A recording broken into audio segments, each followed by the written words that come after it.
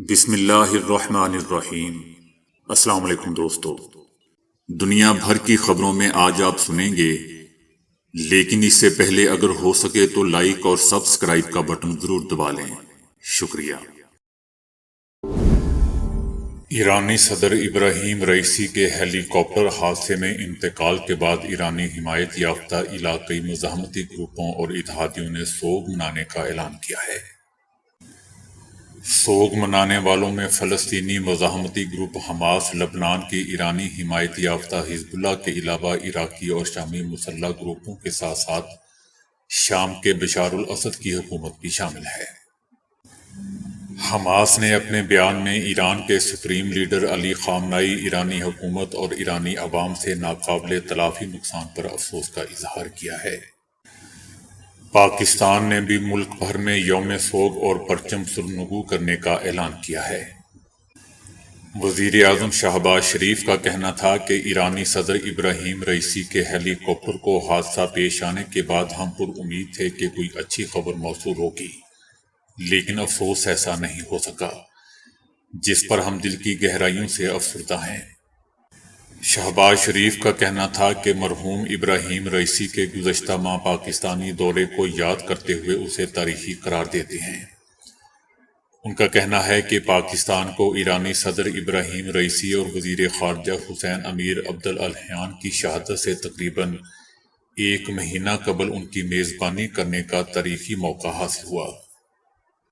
ان کا کہنا تھا کہ وہ پاکستان کے بہت اچھے دوست تھے۔ اس دکھ کی گھڑی میں برادر ملک ایران سے اظہار یکجہتی کرتے ہوئے آج ملک بھر میں ایرانی صدر اور وزیر خارجہ کی شہادت پر یوم سوگ منایا جائے گا اور شہداء کے احترام میں پرچم سرنگو رکھا جائے گا۔ عمران خان نے کہا ہے کہ ہیلی کاپٹر کے حادثے میں ایرانی صدر ابراہیم رئیسی اور وزیر خارجہ کی المناک موت کو سن کر ہمیں گہرا رنج ہوا ہے۔ انہوں نے مصیبت زدہ فلسطینی عوام کے لیے اپنے ملک کی پرعزم حمایت کی قیادت کی۔ سوشل میڈیا پر عمران خان کا کہنا تھا کہ ہماری تعزیت اسلامی جمہوریہ ایران کے عوام اور قیادت کے ساتھ ہے۔ ہم ان کے غم اور آزمائش کی گھڑی میں ان کے ساتھ کھڑے ہیں۔ مغرب میں بار بار توہین قرآن کی جا رہی تھی۔ دنیا بھر کے مسلمانوں کے کلیجے جل رہے تھے۔ مختلف ممالک میں بڑے پیمانے پر مظاہرے کیے جا رہے تھے۔ چشم فلک نے دیکھا کہ ایک سید اقوام متحدہ میں پہنچا، ہاتھ میں اپنے جد پر نازل ہونے والی اللہ کی مقدس آخری کتاب قرآن اٹھائے ہوئے ہیں۔ اس نے دنیا کی منافقت کو چاک کرتے ہوئے کہا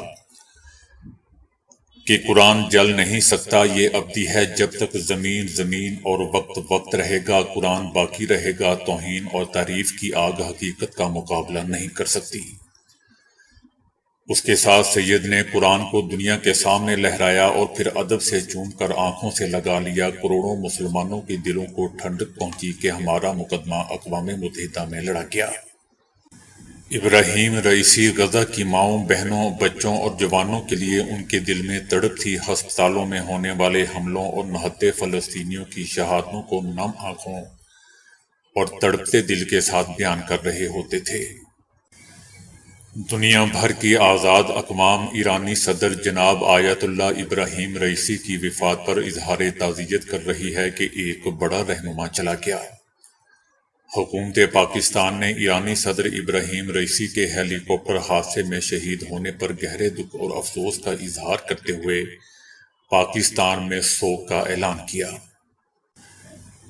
اتوار کے روز آذربائیجان کے صدر کے ہمراہ ڈیم کے افتتاح کے بعد تقریر میں آیت اللہ ابراہیم رئیسی نے ایک مرتبہ پھر فلسطینیوں کے لیے ایران کی غیر مشروط حمایت کا اعلان کیا۔ ایرانی صدر نے کہا تھا کہ ہم سمجھتے ہیں کہ فلسطینی مسلم دنیا کا سر فہرست مسئلہ ہے اور ہمیں یقین ہے کہ ایران اور آذربائیجان کے عوام فلسطین اور غزہ کے عوام کی حمایت اور صہیونی حکومت سے نفرت کرتے ہیں۔ دلچسپ بات دوستو یہ ہے کہ آیت اللہ رئیسی نے آذری عوام کی بات کی، حکومت کی بات نہیں کی، کیونکہ حکومت اسرائیل کے ساتھ تعلقات رکھتی ہے۔ مہسا امینی سے لے کر اسرائیل پر حملے تک بڑے چیلنج آئے، سید ابراہیم رئیسی نے بڑی حکمت اور دانش سے انہیں حل کیا۔ دنیا حیران ہے کہ پابندیوں کے باوجود ایران کی معیشت اس تیز رفتاری سے کیسے آگے بڑھ رہی ہے۔ ملت ایران مشکلات میں بہتر انداز میں آگے بڑھ رہا ہے۔ دوستو، یاد رہے کہ جب اسلامی جمہوریہ ایران کی پوری پارلیمنٹ اڑا دی گئی تھی، لوگ کہہ رہے تھے کہ انقلاب ابھی کیا کہ ابھی کیا۔ چشم فلک نے دیکھا کہ انقلاب وہیں رہا اور پہلے سے زیادہ طاقتور ہو کر ابھرا۔ امام خمینی کی وفات بھی بڑا مشکل مرحلہ تھا، مگر انقلاب کی نئی قیادت نے خود امام خمینی کی پیروی میں انقلاب کو مضبوط سے مضبوط تر کیا۔ انقلاب کے اندرونی اور بیرونی دشمن ہر بار مایوس اور نامراد ہوئے اور اللہ کی نصرت سے انقلاب پہلے سے زیادہ مضبوطی کے ساتھ ابھرتا رہا۔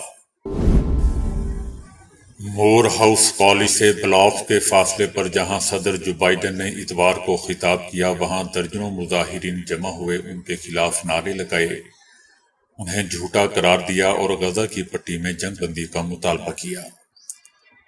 طالب علم مظاہرین نے انتظامیہ سے مطالبہ کیا کہ جو بائیڈن کی دعوت کو منسوخ کر دیا جائے، جس کی وجہ سے غزہ کی پٹی میں جنگ جاری ہے۔ احتجاج کے باوجود کالج کے صدر ڈیوڈ تھامس نے جو بائیڈن کو اسپیکر کے طور پر برقرار رکھا اور کہا کہ اگر مظاہروں نے تقریب پر قبضہ کر لیا تو وہ فوری طور پر تقریبات روک دیں گے۔ مور ہاؤس کالج کے ایک پروفیسر نے مظاہرین کی ایک ویڈیو پوسٹ کی ہے جس میں طلباء کو جو بائیڈن تم جھوٹے ہو، ہم جنگ بندی کا تم سے مطالبہ کرتے ہیں، وائرل ہو رہی ہے۔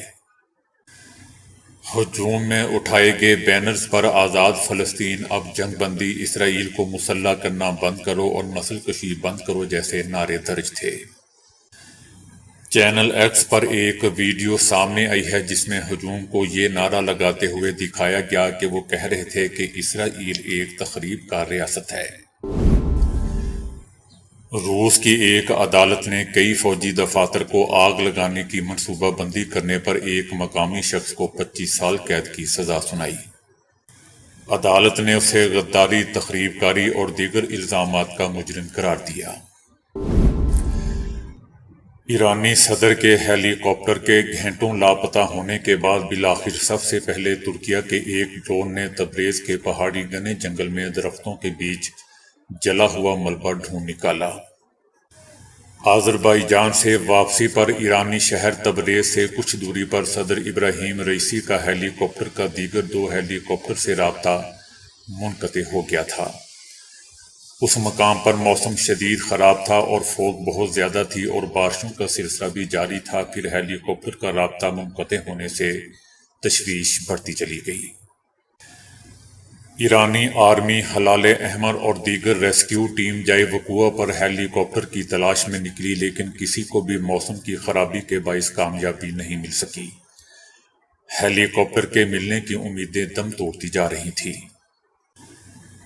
اس سرچ آپریشن میں غیر ملکی ٹیموں نے بھی حصہ لیا۔ امریکہ، کینیڈا وغیرہ نے بھی اپنا نیٹ ورک استعمال کیا، تاہم ترکیہ کے ڈرون نے سب سے پہلے جائے وقوع کی تصویر بھیجی۔ اس تصویر نے ایران میں کہرام مچا دیا کیونکہ ہیلی کاپٹر مکمل طور پر جل کر ملبہ کا ڈھیر بن گیا تھا اور تصویر سے لگ رہا تھا کہ کسی کے بھی زندہ ملنے کی امیدیں نہیں ہیں۔ اس ہیلی کاپٹر میں ایرانی صدر کے ہمراہ وزیر خارجہ حسین امیر کے ساتھ صوبے مشرقی آذربائیجان کے گورنر مالک رحمتی اور ایرانی سپریم لیڈر آیت اللہ خامنائی کے ترجمان محمد علی آل ہاشم موجود تھے۔ اس کے بعد ایرانی وزیر داخلہ نے حادثے میں تمام افراد کی موت کی تصدیق کر دی۔ اسلام آباد کی عدالت نے 9 مئی آزادی مارچ توڑ پھوڑ کیس اور دفعہ 144 کی خلاف ورزی سمیت 3 کیسز میں عمران خان کو بری کر دیا۔ عدالت نے شیخ رشید احمد، فیصل جاوید کو بھی تھانہ کوہتار اور تھانہ کراچی کمپنی میں توڑ پھوڑ اور دفعہ 144 کی خلاف ورزی پر درج مقدمات میں بری کر دیا۔ عمران خان کو 9 مئی کے مقدمے میں بریت کا فیصلہ جاری کیا گیا، جس میں کہا گیا کہ مقدمے کے مطابق عمران خان نے دیگر افراد کو اکسایا، مگر ان کے خلاف ریکارڈ پر کوئی ثبوت اور شواہد موجود نہیں ہیں۔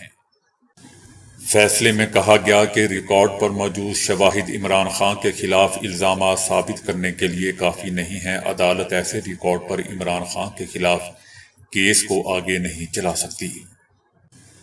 فیصلے میں مزید کہا گیا کہ ایک ملزم کو بغیر کسی وجہ کے اس کے قانونی حق سے محروم نہیں کیا جا سکتا۔ پروسیکیوشن کی جانب سے کیس ٹھوس شواہد پر مبنی نہیں ہے۔ پروسیکیوشن اگر موجود شواہد ریکارڈ کرواتی ہے تب بھی عمران خان پر جرم ثابت نہیں ہوتا۔ حقائق کو مد نظر رکھتے ہوئے پروسیکیوشن کی سٹوری انتہائی مشکوک بن گئی ہے۔ کیس موجودہ شواہد کی روشنی میں چلایا گیا تو عدالت کا قیمتی وقت ضائع ہوگا۔